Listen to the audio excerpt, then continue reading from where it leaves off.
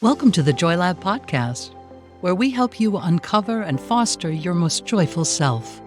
Your hosts, Dr. Henry Emmons and Dr. Amy Prasek, bring you the ideal mix of soulful and scientifically sound tools to spark your joy, even when it feels dark. When you're ready to experiment with more joy, combine this podcast with the full Joy Lab program over at joylab.coach. Hello, I'm Henry Emmons, and welcome to Joy Lab. And I'm Amy Prasek. Here at Joy Lab, we infuse science with soul to help you build your resilience and uncover your joy. And today, in light of Father's Day, we are talking about how fathers' mental health can impact young kids. So there was a recent study that looked at this using a longitudinal design. They used a prospective 3D birth cohort data set, which essentially collected data from like mom, dad, kid triads at the kid's birth, and then again when the kid was 6 to 8 years of age. And to just broadly describe the findings here, the researchers found that dads who reported more depressive symptoms, though still in a mild category, had kids with fewer behavioral difficulties. Oh, there's a paradox. Yes. Curious paradox, to reference another of our episodes. And another piece of the findings here that was surprising, dads with greater but still mild depression or anxiety had kids with higher IQs. I just have to sit with this. It's so powerful. The researchers did control for some variables that I think are important as well, like maternal mental health, parental education, parenting perceptions, paternal ratings of the quality of the marriage. So they pulled out those factors to identify these really interesting associations between a dad's mild depression and anxiety and essentially these benefits for kids. So I'll give right away an important conclusion here is that all of you fathers out there can see this as evidence that acknowledging struggles with mental health, as these fathers did for this study, it's not damaging to children. It opens up the door to your own healing, and sharing your experiences, your struggles can actually benefit your family. So maybe I'm mom-splaining here, which is a valuable thing. Is that a thing? I don't know. I think it's better than mansplaining. I think you're probably right there. That's funny. But Henry, as a father, what's your initial takeaway here, and maybe as it relates to your experience as a father? Well, I'm going to take some liberties since this is our Father's Day broadcast, and I am a father. I'm going to talk about my sons. So Eric and Mark, if you're listening, you're welcome. On Father's Day, you can call me and thank me that when you were young, I was a little bit anxious and maybe even a little bit depressed. I didn't realize it at the time, but I think I helped you become smarter and emotionally healthier. Yes. Yeah. So I find this paper to be super interesting. Because haven't we always believed that in order for us as parents to be good role models, we need to be strong, always positive, stable, healthy, well-balanced? You know, I think about the term neurotic, which it maybe isn't used as much today, but it's often used to describe this tendency to be mildly anxious or depressed, and clearly there's a negative connotation to it. You know, if I say I'm neurotic, it's basically shorthand for I'm overly emotional, I'm too sensitive, or I'm a mess. And so especially if we're parents, we think we shouldn't be like this. What kind of model are we giving our kids? Well, according to this study, a pretty good one. So we have said before on our podcast that being a little bit stressed is actually not a bad thing. In fact, it might be a very good thing.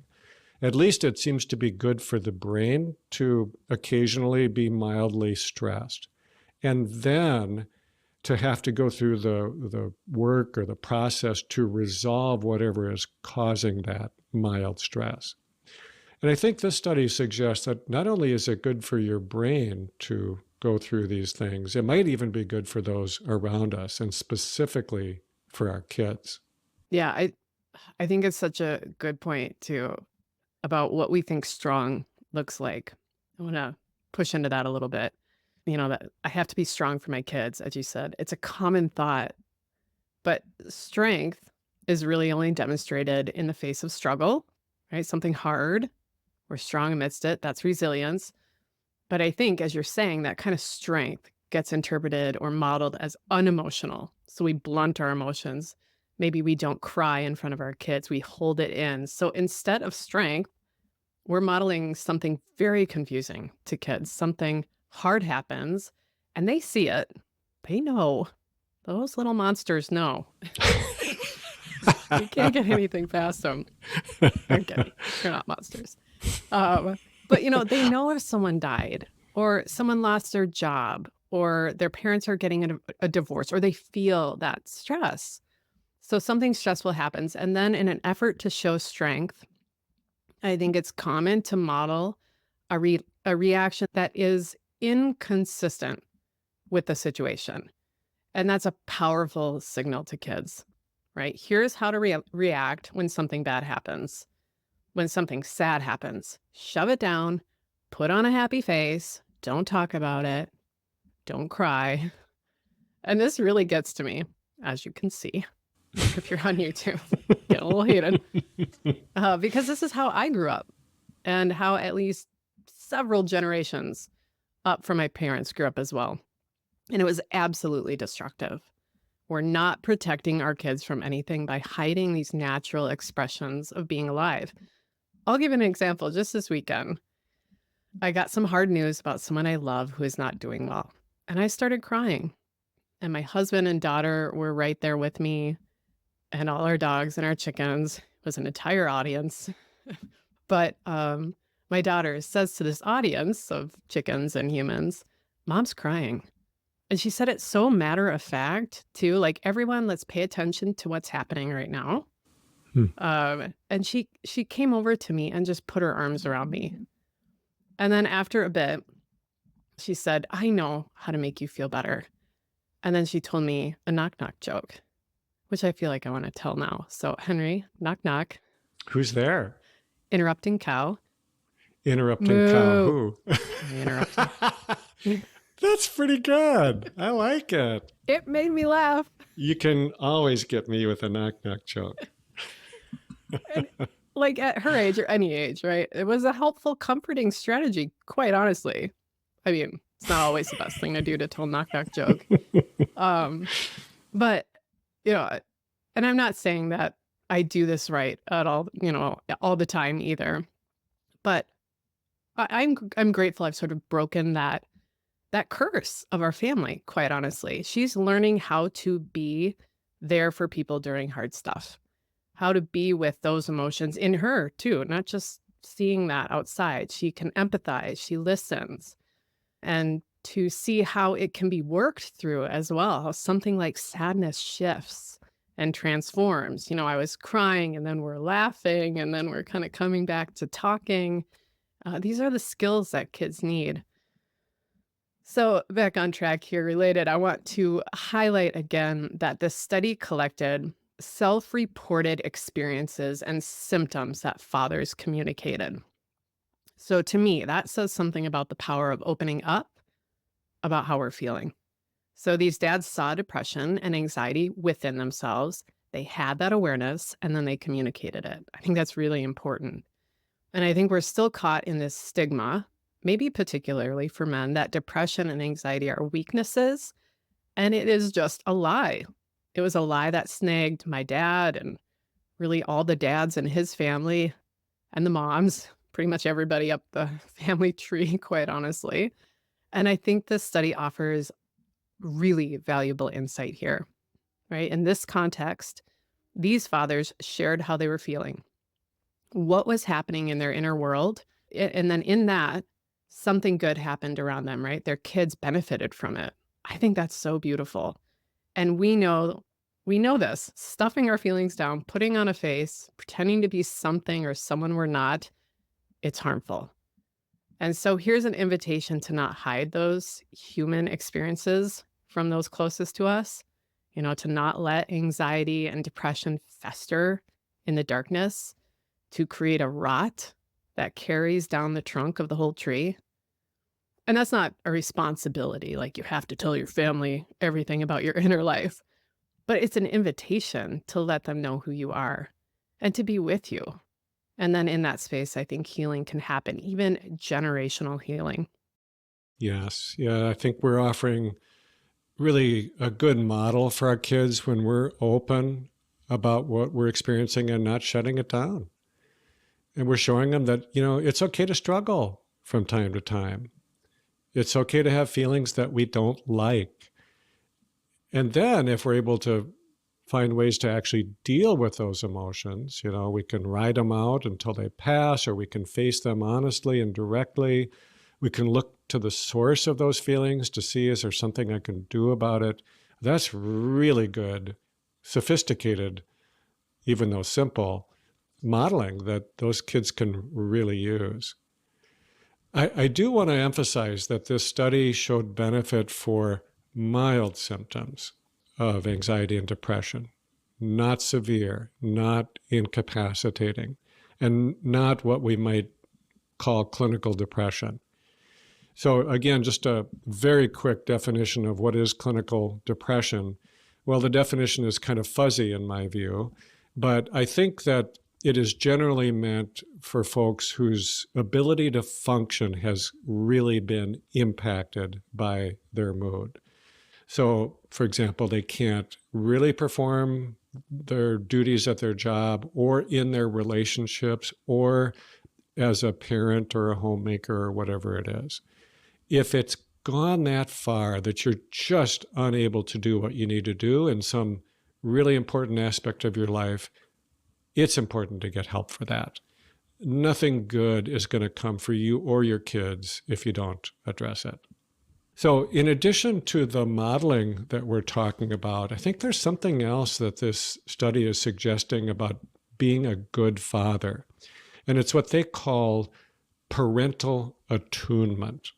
Here's what I think that means, and I don't actually know for sure, so Amy, you can chime in if you have a different idea. But what I think it means is that if your emotions are a bit charged, like there's a little bit of intensity there, it's got your attention, well, then you may be more attuned and more sensitive in general to what's going on around you, including what's going on with them and what they might need. It's almost like it wakes you up a little bit.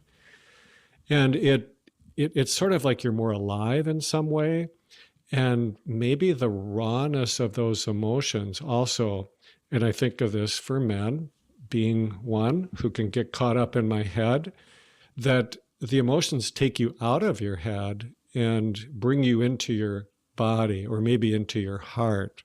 And if you can learn to do that, to let that happen, it's an incredibly important skill and an important thing to model. You cannot do that if you are numb to your own emotions. You also cannot do that if you are overwhelmed by your emotions.